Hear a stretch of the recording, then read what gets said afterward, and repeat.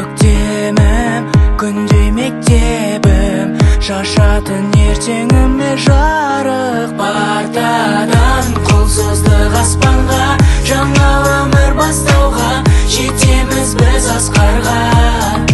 Партадан құлсыздық аспанға, жаңа өмір бастауға, жетеміз біз асқарға.